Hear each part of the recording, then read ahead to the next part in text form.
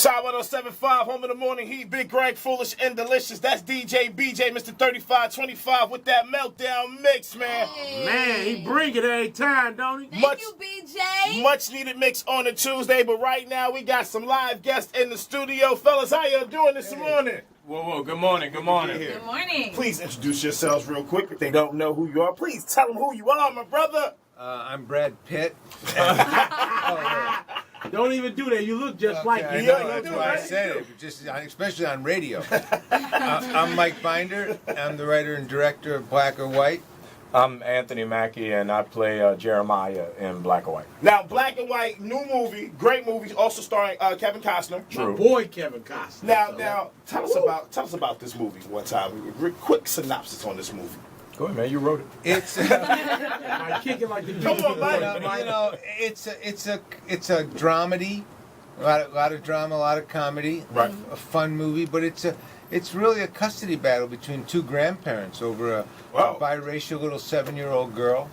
Little girl named Jillian Estelle, who is just a adorable little thing, and it's really about two families trying to figure out how to let go of a lot of anger and animosity towards each other and do what's best for this little girl. Now, Mike, you wrote the movie. Have you ever experienced something like this? Was this from personal experience? It was from personal experience. Okay. You know, something happened with my wife's family, and she had an adorable little nephew, right? A little biracial child he lost his mother, and his father wasn't in his life, and my wife and I and her family and his father's family, a big family down in South Central. We raised him. He's still in our lives. And That's real. We're all still in his life. He's got a big family, and you know, we all got along great. But this is a movie, so you know you got to change it up a little bit. Change it up a little bit. I don't know, man. South Central, man. Last time I went down there to South Central, you just don't look like the type that got a do-rag on down there. Oh man, they saw me coming a mile away. Oh my God, it's the third Jew this decade. Now, Anthony, man, when you read your part for this movie, like what brought you into this movie? Like what pulled you in? I felt like it was the way it was written and the way Mike approached it. You know, I feel like there's a lot of things about race that we don't talk about. A lot of things within our race that we don't talk about. And Mike kind of touched on them in a way that I felt was very poignant and very apropos to the time that we're in right now. Kevin Costner has this line in the courtroom scene where he says, "It's not your first thought that makes you a racist. Right. It's your second, your third, and your fourth." And when I heard that, I was like, yo, no one has ever expressed that in a way that I felt made sense. Right. You know, so when I read that line, I closed the script, I called my agent, and I told him I was in. I need that. So well, you know what it is? It's all of us, and he even says it in the thing. I see a good-looking girl. It's my first thought is, oh man. He goes, but it's if my second, third, and fourth thought are semi-humanistic, I'm not a pervert. Right. I'm just mildly flawed. Right. And we all see who, you know, we see who we are. Right. It's really a matter of what happens and how we behave. And you know, and to me, it's about teaching our kids to pick your friends based on what they are, who they are, not what they are. And I think that's what the core of the movie is. Okay, what's up, delicious? For our audience, a lot of times when we find out that there's a movie that's in theaters that is about race or black and white, in most cases it's dated for times that are like back in the day. Is this a current situation? Yeah. So this is going to relate to what we deal with every day with black and white. I hope. You know, I mean, you know, when we made the movie a year and a half ago, you know, we wanted it to feel very current and of today, but you know, and people say, well, boy, did you know that what was going to be happening with Ferguson? Right. And my take was, no, but I also know America. We're obsessed with race. There's always something happening. This is so true. You know, it's always. I knew it was going to be a very topical and current conversation to have, because that's just it's something we're dealing with, and we got to figure it out. And I leave that to Anthony. Yeah, but you know what, Anthony, man, with you playing all these different roles, man, I mean, like, you play some crazy You've roles. been in some dope movies, man, bro. Let me shake your hand on the air. Eight Mile, I mean, you Eight got- Mile. What up, you got, Detroit? you got 8 Mile, you got the one where you got the bulldoggers pregnant. I mean, Sorry, sis, that's what I do. that That's movie. what I do. That's That called was weekend. real. That's called weekend work for me, homie. and then when I saw you in the Vampire Lincoln movie, Right, that right. really did it for me, because it's like, that just let me know, like, he got an edge with him. Yeah. When you do a race movie, and I mean, race right now, I'm so happy it's at a point to where we're talking about it in a strengthful way now. Right. And you being a black actor, and you see how they try to put the dresses on everybody, you got a chance to take on a role. And like you said, you read the script, you made the call. A lot of people don't get that, man. How are you, as an African American actor, getting all these roles? Like, Good Rose.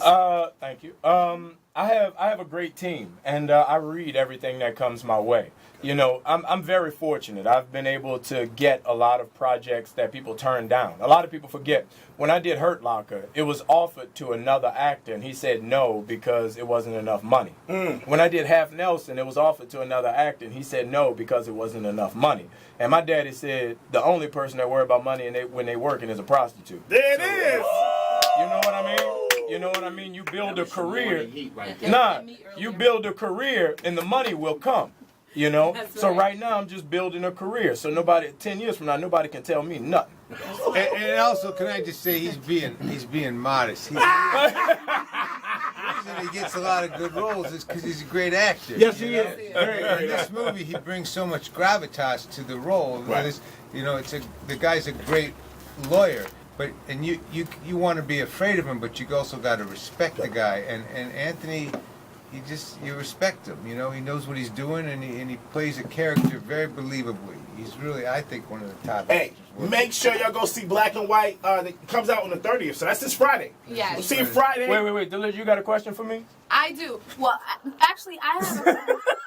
I need a question. Go from you. for it, I'm Ed. talking to these dudes. Go Y'all for it. just- Go for let it, me, my brother. y'all- I'm going to fall back. Way to throw Talk that out. amongst yourselves. Don't we man. leave out the I room. know We y'all- leave Y'all go to Twitter or something, man. Y'all go tweet something, man. Well, this question is actually for the both of you. I know that magic has to take place, even though this is film. When you're doing this, and you wrote this, so you knew what the script was, Right. and you read this, so you knew what the script was. But did you learn things about the opposite race as this movie was unfolding Great and you were question. filming? Definitely. I learned more about my race than I did the opposite race. I mean, I think if you look at it right now, we're in a place of turmoil. You know, it's like, Say it. you know, black people are scared, black people are hurt, white people are afraid, and white people are confused. And I feel like there has to be a middle ground. There has to be something where we can talk and actually listen to each other. And this was the first time on a set where I experienced, you know, people actually sitting down and openly, candidly, ignorantly talking about race. And I think that's important. It is. Nice. Well, we You don't want- appreciate hold on, you don't want it to be covered up a little bit? You don't want us to not say certain words? Mike, did you learn something about yourself or the black race other than what you had scripted? That we're a lot of fun. Look at his face. We do a lot together, though, that's alike. It's just that some people like to market it a different way. Right. Absolutely. But the truth is, we're all a lot more alike than we think we are. And what I really learned taking out from this movie is that we all got to, you know, concentrate on our kids and what we're teaching our kids, both black and white. You know, or 50 years up the road, we're going to be going, really? We're still at this place? Right.